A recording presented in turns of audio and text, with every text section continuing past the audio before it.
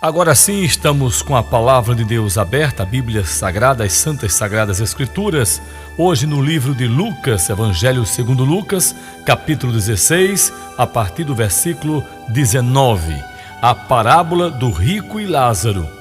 Ora, havia um homem rico e vestia-se de púrpura e de linho finíssimo, e vivia todos os dias regalada e esplendidamente.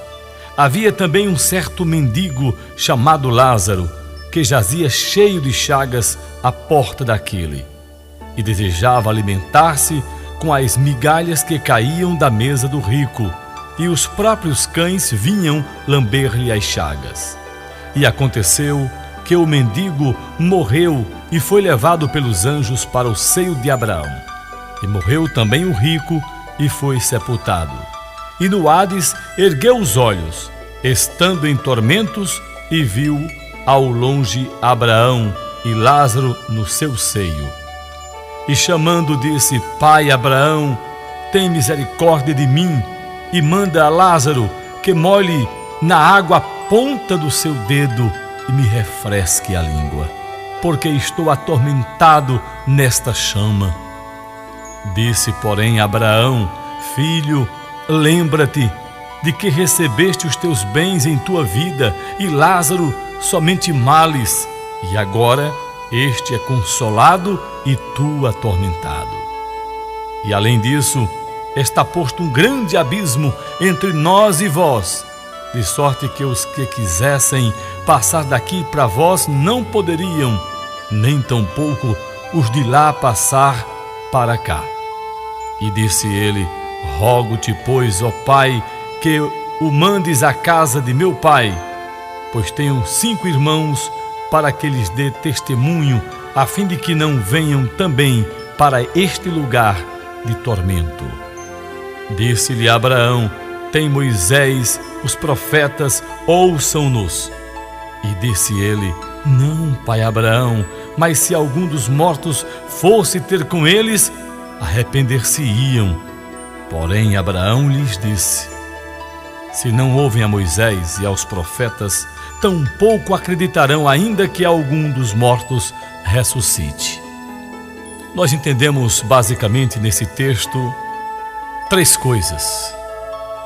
A primeira delas é quanto à parábola de Jesus. São palavras de Jesus referindo-se a princípio da realidade triste, inevitável, a que se destina aqueles que não têm Jesus no seu coração como seu Senhor e como seu Salvador. O inferno existe, está claro nesse texto que nós lemos. Um destino terrível preparado para aqueles que nesta vida, tendo tantas oportunidades de aceitar a Jesus e ter a sua salvação e ter o prêmio de uma vida eterna, abençoada, um reino com Jesus Cristo, uma vida lá no céu.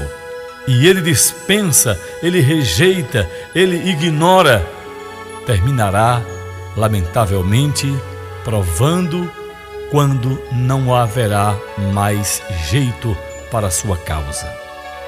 Em segundo lugar, nós encontramos aqui a respeito da vida após a morte. Nós encontramos, o livro de Hebreus diz que depois da morte segue-se o juízo.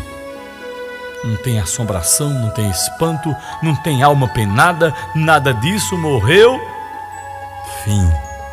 Vai prestar contas a Deus. Todos hão de comparecer perante o tribunal de Cristo, todos serão julgados, uns para salvação, outros para condenação. Aí, no texto em apreço, o rico, ele pede a Abraão para que permita que Lázaro venha, permita que venha então para a sua família anunciar a palavra, um morto ressuscitar para pregar o Evangelho. E Abraão então claramente diz: olha, eles têm a palavra, eles têm Moisés, eles têm a providência de Deus aí. Não vai ser possível, não é necessário que um defunto ressuscite, que uma alma do outro lado venha conversar, venha dar uma entrevista. Não é assim que funciona. A terceira e última lição que nós tiramos desse texto é, na verdade, quanto ao grande perigo das riquezas. A gente vê que o rico, ele foi parar no inferno, num lugar de tormento. A gente vê que o pobre, ele teve acesso, ele foi, na verdade, salvo.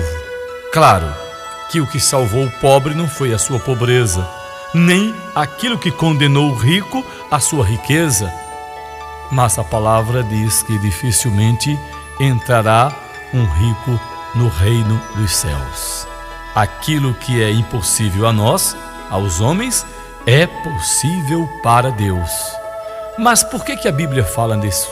Por que a Bíblia caminha então para este sentido? Porque as pessoas, mesmo nos dias de hoje, mesmo aquelas que se diz crentes, que se diz convertidas, elas convertem o coração, convertem a maneira de viver, mas não convertem o bolso. Pessoas avarentas, pessoas que têm o seu coração no seu tesouro, cujo tesouro está nos bens materiais. Aonde está o teu tesouro, aí está também o teu coração. Que Deus esteja abençoando você, amigo rádio ouvinte. Que Deus esteja trabalhando no seu coração, convidando você para mudar de vida. O mais importante não é mudar de religião, é mudar de vida, é mudar para os braços de Cristo, é correr e mergulhar no oceano do Espírito para uma vida diferente, para uma vida de salvação, para uma vida de íntima comunhão com Deus e dizer: eu tenho a minha experiência com Deus. Eu hoje vivo, adoro a um Deus vivo, que já saiu da cruz do Calvário, hoje vive e vive eternamente. Que o Senhor nos abençoe. Estamos chegando ao final do programa. Quero agradecer a todos que estiveram até o presente momento acompanhando este horário tão ricamente abençoado.